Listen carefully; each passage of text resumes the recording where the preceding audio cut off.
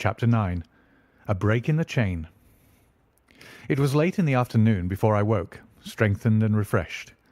Sherlock Holmes still sat exactly as I had left him, save that he had laid aside his violin and was deep in a book. He looked across at me as I stirred, and I noticed that his face was dark and troubled. "You have slept soundly," he said. "I feared that our talk would wake you." "I heard nothing," I answered. "Have you had fresh news, then?" "Unfortunately, no. I confess that I'm surprised and disappointed. I expected something definite by this time. Wiggins has just been up to report. He says that no trace can be found of the launch. It is a provoking check, for every hour is of importance. Can I do anything? I am perfectly fresh now and quite ready for another night's outing." "No, we can do nothing. We can only wait. If we go ourselves, the message might come in our absence and delay be caused. You can do what you will, but I must remain on guard." "Then I shall run over to Camberwell and call upon Mrs. Cecil Forrester. She asked me to yesterday." "On Mrs. Cecil Forrester?" asked Holmes, with the twinkle of a smile in his eyes. "Well, of course, Miss Morstan too. They were anxious to hear what happened." "I would not tell them too much," said Holmes. "Women are never to be entirely trusted. Not the best of them." I did not pause to argue over this atrocious sentiment. "I shall be back in an hour or two," I remarked. "All right. Good luck. But I say, if you are crossing the river, you may as well return Toby, for I don't think it is at all likely that we shall have any use for him now." I took our mongrel accordingly and left him, together with a half-sovereign, at the old naturalist's in Pinchin Lane. At Camberwell I found Miss Morstan a little weary after her night's adventures, but very eager to hear the news. Mrs. Forrester, too, was full of curiosity. I told them all that we had done, suppressing, however, the more dreadful parts of the tragedy. Thus, although I spoke of Mr. Sholto's death, I said nothing of the exact manner and method of it. With all my omissions, however, there was enough to startle and amaze them. "It is a romance," cried Mrs. Forrester. "An injured lady, 500,000 in treasure, a black cannibal, and a wooden-legged ruffian. They take the place of the conventional dragon or wicked earl." "And 2 knight-errants to the rescue," added Miss Morstan, with a bright glance at me. "Why, Mary, your fortune depends upon the issue of this search. I don't think that you are nearly excited enough. Just imagine what it must be to be so rich and to have the world at your feet." It sent a little thrill of joy to my heart to notice that she showed no sign of elation at the prospect. On the contrary, she gave a toss of her proud head, as though the matter were one in which she took small interest. "It is for Mr. Thaddeus Sholto that I am anxious," she said. "Nothing else is of any consequence, but I think that he has behaved most kindly and honourably throughout. It is our duty to clear him of this dreadful and unfounded charge." It was evening before I left Camberwell, and quite dark by the time I reached home.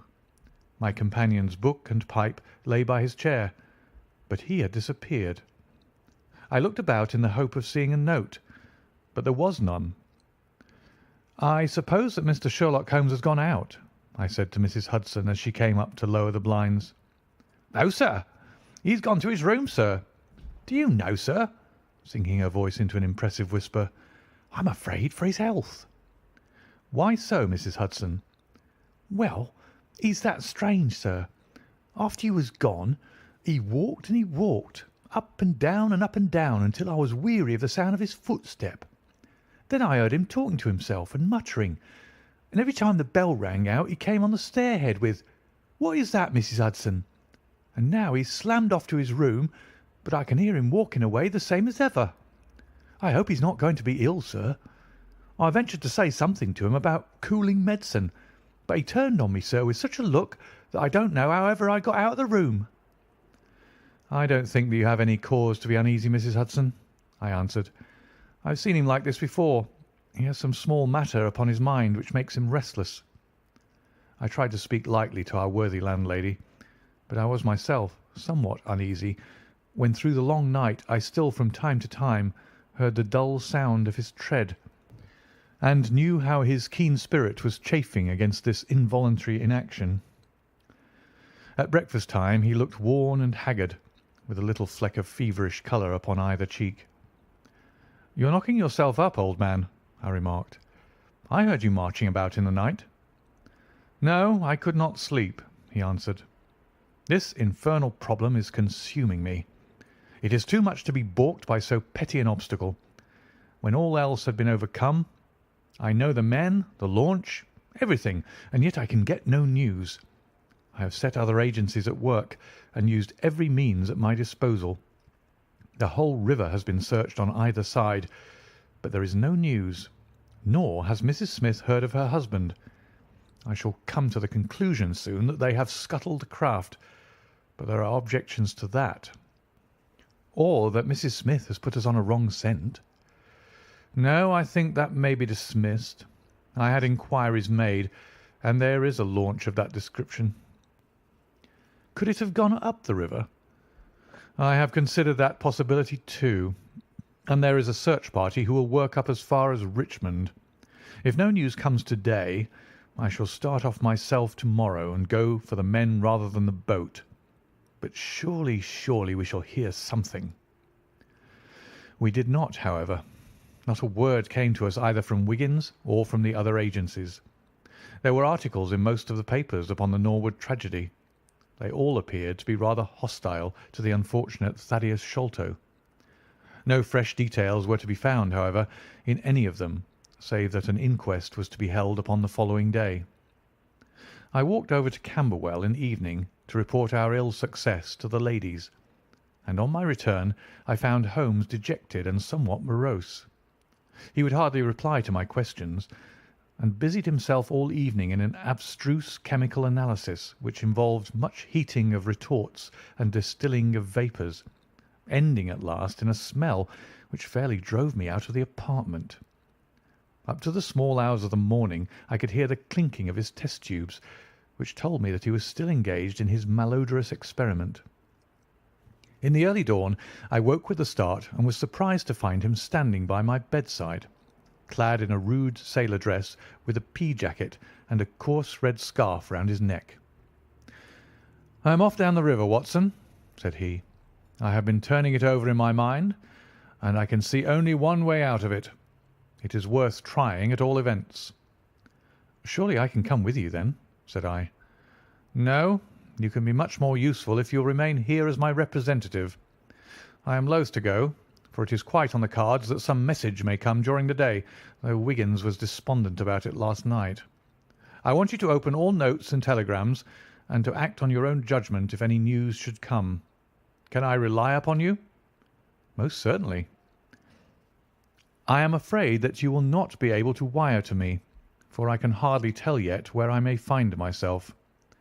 If I am in luck, however, I may not be gone so very long. I shall have news of some sort or other before I get back." I had heard nothing of him by breakfast time. On opening the Standard, however, I found that there was a fresh allusion to the business. "With reference to the Upper Norwood tragedy," it remarked, "we have reason to believe that the matter promises to be even more complex and mysterious than was originally supposed. Fresh evidence has shown that it is quite impossible that Mr. Thaddeus Sholto could have been in any way concerned in the matter. He and the housekeeper, Mrs. Bernstone, were both released yesterday evening. It is believed, however, that the police have a clue as to the real culprits, and that it is being prosecuted by Mr. Athelney Jones of Scotland Yard, with all his well-known energy and sagacity. Further arrests may be expected at any moment." That is satisfactory so far as it goes, thought I. Friend Sholto is safe, at any rate. I wonder what the fresh clue may be, though it seems to be a stereotype form whenever the police have made a blunder. I tossed the paper down upon the table, but at that moment my eye caught an advertisement in the agony column. It ran in this way: "Lost. Whereas Mordecai Smith, boatman, and his son Jim left Smith's Wharf at or about 3 o'clock last Tuesday morning in the steam launch Aurora, black with 2 red stripes, funnel black with a white band, the sum of £5 will be paid to anyone who can give information to Mrs. Smith at Smith's Wharf or at 221B Baker Street as to the whereabouts of the said Mordecai Smith and the launch Aurora. This was clearly Holmes's doing. The Baker Street address was enough to prove that. It struck me as rather ingenious, because it might be read by the fugitives without their seeing in it more than the natural anxiety of a wife for her missing husband. It was a long day. Every time that a knock came to the door or a sharp step passed in the street, I imagined that it was either Holmes returning or an answer to his advertisement. I tried to read, but my thoughts would wander off to our strange quest and to the ill-assorted and villainous pair whom we were pursuing. Could there be, I wondered, some radical flaw in my companion's reasoning? Might he be suffering from some huge self-deception? Was it not possible that his nimble and speculative mind had built up this wild theory upon faulty premises? I had never known him to be wrong, and yet the keenest reasoner may occasionally be deceived. He was likely, I thought, to fall into error through the over-refinement of his logic, his preference for a subtle and bizarre explanation when a plainer and more commonplace one lay ready to his hand. Yet, on the other hand, I had myself seen the evidence, and I had heard the reasons for his deductions. When I look back on the long chain of curious circumstances, many of them trivial in themselves, but all tending in the same direction, I could not disguise from myself that even if Holmes's explanation were incorrect, the true theory must be equally outre and startling. At 3 o'clock in the afternoon there was a loud peal at the bell, an authoritative voice in the hall, and, to my surprise, no less a person than Mr. Athelney Jones was shown up to me. Very different was he, however, from the brusque and masterful professor of common sense who had taken over the case so confidently at Upper Norwood. His expression was downcast, and his bearing meek, and even apologetic. "Good day, sir, good day," said he. "Mr. Sherlock Holmes is out, I understand?" "Yes, and I cannot be sure when he'll be back, but perhaps you would care to wait. Take that chair and try one of these cigars." "Thank you. I don't mind if I do," said he, mopping his face with a red bandana handkerchief. "And a whisky and soda?" "Well, half a glass. It is very hot for the time of year, and I have had a good deal to worry and try me. You know my theory about this Norwood case?" "I remember that you expressed one." "Well, I've been obliged to reconsider it. I had my net drawn tightly round Mr. Sholto, sir, when pop, he went through a hole in the middle of it. He was able to prove an alibi which could not be shaken. From the time that he left his brother's room he was never out of sight of some one or other, so it could not be he who climbed over roofs and through trapdoors. It's a very dark case, and my professional credit is at stake. I should be very glad of a little assistance." "We all need help sometimes," said I.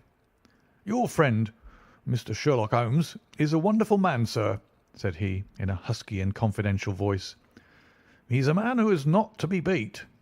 I've known that young man go into a good many cases, but I never saw the case yet that he could not throw a light upon. He is irregular in his methods and a little quick, perhaps, in jumping at theories, but on the whole I think he would have made a most promising officer, and I don't care who knows it. I've had a wire from him this morning, by which I understand that he has got some clue to this Sholto business. Here is the message." He took the telegram out of his pocket and handed it to me. It was dated from Poplar at 12 o'clock. "Go to Baker Street at once," it said. "If I have not returned, wait for me. I am close on the track of the Sholto gang. You can come with us tonight if you want to be in at the finish." "This sounds well. He has evidently picked up the scent again," said I. "Ah, then he has been at fault too," exclaimed Jones with evident satisfaction. "Even the best of us are thrown off sometimes. Of course this may prove to be a false alarm, but it is my duty as an officer of the law to allow no chance to slip. But there is someone at the door. Perhaps this is he." A heavy step was heard ascending the stair, with a great wheezing and rattling as from a man who was sorely put to it for breath. Once or twice he stopped, as though the climb were too much for him, but at last he made his way to our door and entered. His appearance corresponded to the sounds which we had heard. He was an aged man, clad in seafaring garb, with an old pea jacket buttoned up to his throat. His back was bowed, his knees were shaky, and his breathing was painfully asthmatic. As he leaned upon a thick oaken cudgel, his shoulders heaved in the effort to draw the air into his lungs. He had a coloured scarf around his chin, and I could see little of his face save a pair of keen dark eyes, overhung by bushy white brows and long grey side whiskers. Altogether, he gave me the impression of a respectable master mariner who had fallen into years and poverty. "What is it, my man?" I asked. He looked about him in the slow, methodical fashion of old age. "Is Mr. Sherlock Holmes here?" said he. "No, but I'm acting for him. You can tell me any message you have for him." "It was to him himself I was to tell it," said he. "But I tell you that I'm acting for him. Was it about Mordecai Smith's boat?" "Yes, I knows well where it is, and I knows where the men he is after are, and I knows where the treasure is. I knows all about it." "Then tell me, and I shall let him know." "It was to him I was to tell it," he repeated with the petulant obstinacy of a very old man. "Well, you must wait for him." "No, no, I ain't going to lose a whole day to please no one. If Mr. Holmes ain't here, then Mr. Holmes must find it all out for himself. I don't care about the look of either of you, and I won't tell a word." He shuffled towards the door, but Athelney Jones got in front of him. "Wait a bit, my friend," said he. "You have important information, and you must not walk off. We shall keep you whether you like it or not until our friend returns." The old man made a little run towards the door, but as Athelney Jones put his broad back up against it, he recognised the uselessness of resistance. "Pretty sore treatment, this," he cried, stamping his stick. "I come here to see a gentleman, and you two, who I never saw in my life, seize me and treat me in this fashion." "You will be none the worse," I said. "We shall recompense you for the loss of your time. Sit over here on the sofa, and you will not have long to wait." He came across sullenly enough and seated himself with his face resting on his hands. Jones and I resumed our cigars and our talk. Suddenly, however, Holmes's voice broke in upon us. "I think that you might offer me a cigar too," he said. We both started in our chairs. There was Holmes sitting close to us with an air of quiet amusement. "Holmes!" I exclaimed. "You here? But where's the old man?" "Here is the old man," said he, holding out a heap of white hair. "Here he is. Wig, whiskers, eyebrows and all. I thought my disguise was pretty good, but I hardly expected that it would stand that test." "Ah, you rogue!" cried Jones, highly delighted. "You would have made an actor, and a rare one. You had the proper workhouse cough, and those weak legs of yours are worth £10 a week. I thought I knew the glint of your eye, though. You didn't get away from us so easily, you see." "I have been working in that get-up all day," said he, lighting his cigar. "You see, a good many of the criminal classes begin to know me, especially since our friend here took to publishing some of my cases. So I can only go on the warpath under some simple disguise like this." "You got my wire?" "Yes, that was what brought me here." "How has your case prospered?" "It has all come to nothing. I've had to release 2 of my prisoners, and there is no evidence against the other 2. "Never mind. We shall give you 2 others in the place of them. But you must put yourself under my orders. You are welcome to all the official credit, but you must act on the line that I point out. Is that agreed?" "Entirely, if you'll help me to the men."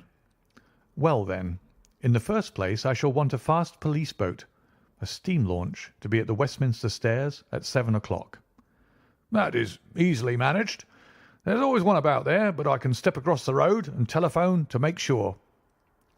"Then I shall want 2 stanch men in case of resistance." "There will be 2 or 3 in the boat. What else?" "When we secure the men we shall get the treasure. I think that it would be a pleasure to my friend here to take the box round to the young lady to whom half of it rightfully belongs. Let her be the first to open it. Eh, Watson?" "It would be a great pleasure to me." "Rather an irregular proceeding," said Jones, shaking his head. "However, the whole thing is irregular, and I suppose we must wink at it. The treasure must afterwards be handed over to the authorities until after the official investigation." "Certainly. That is easily managed. One other point. I should much like to have a few details about this matter from the lips of Jonathan Small himself. You know I like to work the detail of my cases out. There is no objection to my having an unofficial interview with him, either here in my rooms or elsewhere, as long as he is efficiently guarded." "Well, you're master of the situation. I've had no proof yet of the existence of this Jonathan Small. However, if you can catch him, I don't see how I can refuse you an interview with him." "That is understood, then." "Perfectly. Is there anything else?" "Only that I insist upon your dining with us. It will be ready in half an hour. I have oysters and a brace of grouse, with something a little choice in white wines. Watson, you have never yet recognised my merits as a housekeeper."